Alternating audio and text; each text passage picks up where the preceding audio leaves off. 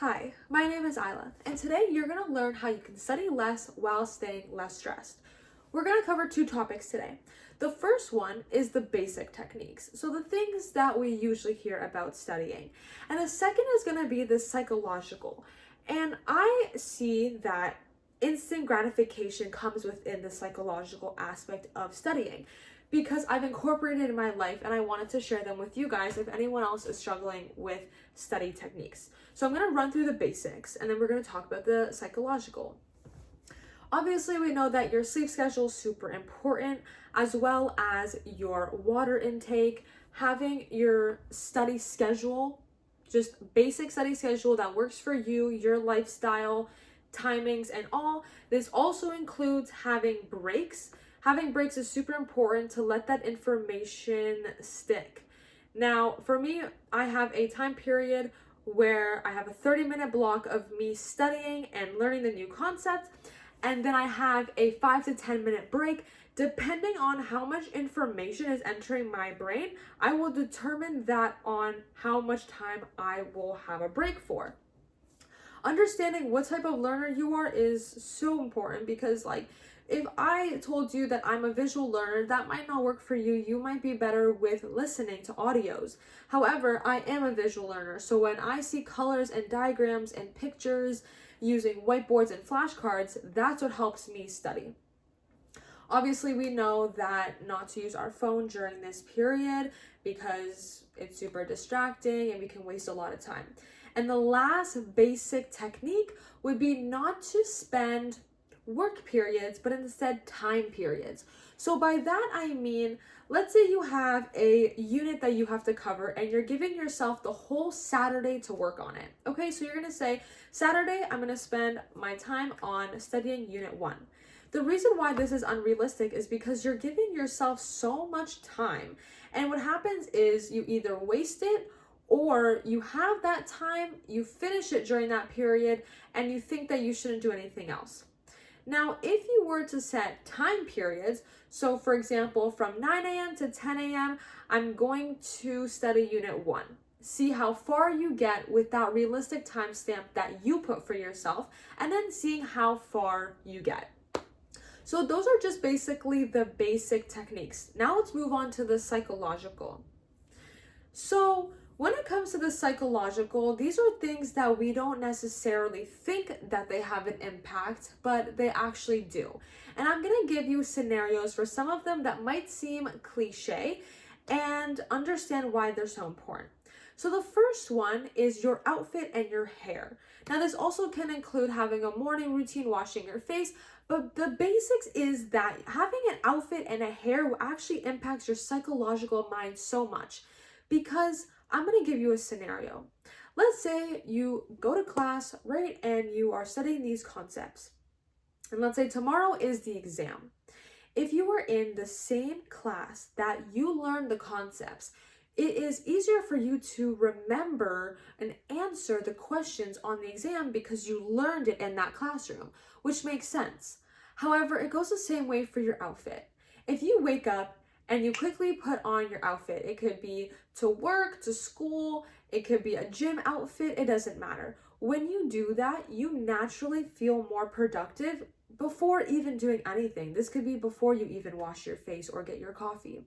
This is because something triggers in our mind that makes us already prepared. So that's super important. This leads me to my next point of having a clear and organized space. Now, I used to be the type of person to do my studying in my bed. I did this because I thought, you know what? I'm already doing something that I don't like, so I might as well do it comfortably. And what I realized is that it honestly made my sleeping schedule terrible because I would spend hours staying up studying. And I'd wake up, my books were on the ground, I felt so fatigued, and generally, it didn't help me. And then when I realized that I can't do this anymore and I need to sit and study at my desk with a clear, uncluttered space, it truly helped me. And it has something to do with how you are focused on your surroundings. Now, I don't have ADHD. Now, some people do and OCD. However, even just not being diagnosed with it, if I have a cluttered desk, I cannot work. I just feel that I need to clean my area because I need space to move around and to put my belongings there. So it's super important to have a clear mindset. Now, if you are someone who gets distracted easily, I really recommend listening to specific music. So this can be like white sounds, this could be the rain, this could be waves. Now, I have my own playlist specifically for when I study, and in the playlist, it's piano sounds or violin, very chill and subtle songs. No one is talking because I know that about myself, and that's something you have to experience. If these noises, like the white noise and the waves and all that, distract you, then obviously don't listen to them. But if you haven't tried it, I really recommend it because it might actually help you. Now, this next one might sound a little cliche as well. However, I'm going to give you another scenario to help you understand it more. If you were to go on a 5 to 10 minute walk before, during, or after your studying session, the reason why this has a tremendous impact on us as human beings is because, now it could be yoga as well.